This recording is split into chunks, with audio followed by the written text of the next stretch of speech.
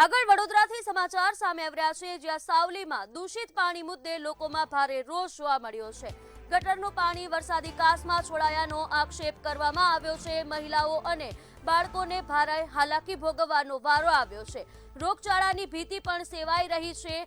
નગરસેવકોને phone કરતા તેમના દ્વારા ફોન ઉપાડવામાં ન આવ્યો હોવાના આક્ષેપો થયા છે। ચીફ ઓફિસરનો જવાબ ન મળ્યો હોવાનો પણ દાવો કરવામાં આવી રહ્યો છે। તાત્કાલિક નિરાકરણની ગ્રામજનો દ્વારા માંગ કરવામાં આવી છે। જો માંગ નહીં સંતોષાય તો આંદોલનની ચીમકી પણ ઉચ્ચારવામાં આવી છે। નગરપાલિકાની કામગીરી સામે લોકોમાં ભારે રોષ જોવા મળી રહ્યો છે।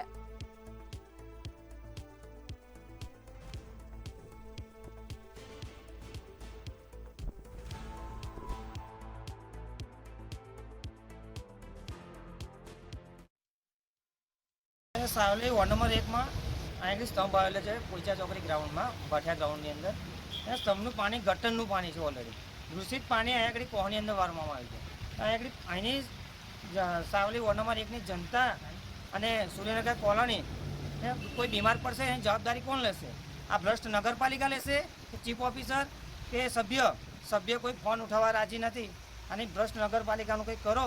આગામી ગાંધીજી રીતે આંદોલન કરીશું। સાવલી નગરપાલિકાનો અમે ઘેરાવો કરવા અમારી જનતા એગ્રી છે।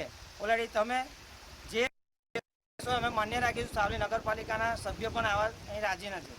અમે બધા સભ્યોને રજૂઆત કરી, ફોન કર્યો તો કોઈ આવવાની તૈયાર નહીં। આખા સાવલીનું પાણી અમારે પોઈચા ચોકડી જે સ્તંભ છે ત્યાં આગળ આવે છે અને ત્યાંનું ગંદુ પાણી બધું જ સામે ગટર લાઈનમાં કાઢવામાં આવે છે, ખાડામાં। ત્યાંથી બધાને કોઈને બી પૂછી જુઓ, અહીં તમે જાતે આવીને જોઈ લો કે અહીં કેટલું ગંદાય છે। ઘરની બહાર નહીં નીકળાતું। અમારા બાળકો બીમાર થાય, અમે બીમાર થઈએ, કોની જિમ્મેદારી લેશે?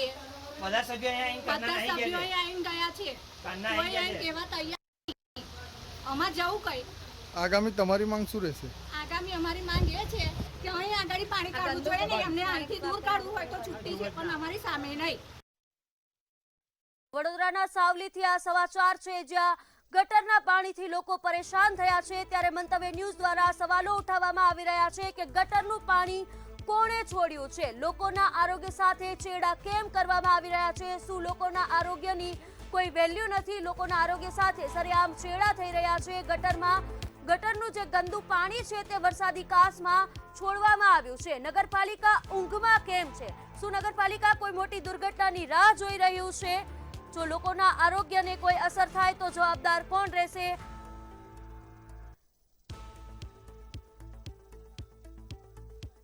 વધુ વિગતો સાથે સંવાદદાતા અંકિત પરમાર આપણી સાથે ફોન લાઈન પર જોડાઈ ચૂક્યા છે। જે અંકિત, સાવલીમાં ગટરનું પાણી છે તે વરસાદી કાચમાં ભળી ગયું છે, તંત્ર તે ઘોર નિંદ્રામાં છે। શું ઇન્દોરવાળી ઘટનાની રાહ જોવાઈ રહી છે? શું કહેશો? જી, ચોક્કસપણે જણાવ્યું કે સાવલી નગરપાલિકા હમણાં જ ભાજપની બોડી બની છે ને વોર્ડ નંબર 1 માં જે બાટપુરા જતા સંપનું જે પાણી છે એમાંથી જે ગટરનું સાવલી નગરની જે ગટર લાઈન છે એ વિવાદાસ્પદ રહે।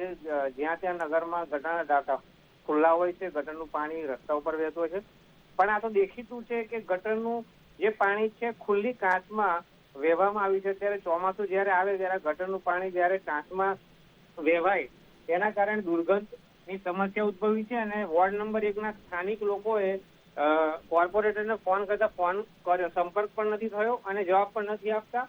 મીડિયા દ્વારા ચીફ ઓફિસરને પણ જાણ કરવામાં આવી, તેમ છતાં કોઈ જવાબ નથી મળ્યો અને એના કારણે વોર્ડ નંબરના જે સ્થાનિકો છે ત્રાહિમામ પોકારી ગયા। મહિલા બાળકોને ભારે હાલાકી ભોગવવાનો વારો આવ્યો છે, કારણ કે જે ગટરનું પાણી જે ખુલ્લી કાચમાં પાઇપલાઇન દ્વારા વહેવામાં આવે, જેના કારણે ભવિષ્યમાં જો ચોમાસું આવે તો પાણી, સંપનું પાણી ગટરનું જ્યારે ખુલ્લી કાચમાં આવે તો પાણીના કારણે દુર્ગંધ અને રોગચાળો થવાની ભીતિ છે। તેના કારણે સ્થાનિકો ખૂબ જ અત્યારે રોષમાં છે અને નગરપાલિકા સામુ બળવો પુકારવાની અને આ જો તાત્કાલિક નિવારણ કરવામાં નહીં આવે તો આગળ પણ ગાંધીજી માર્ગે આંદોલન કરવાની પણ ચીમકી ઉચ્ચારી છે।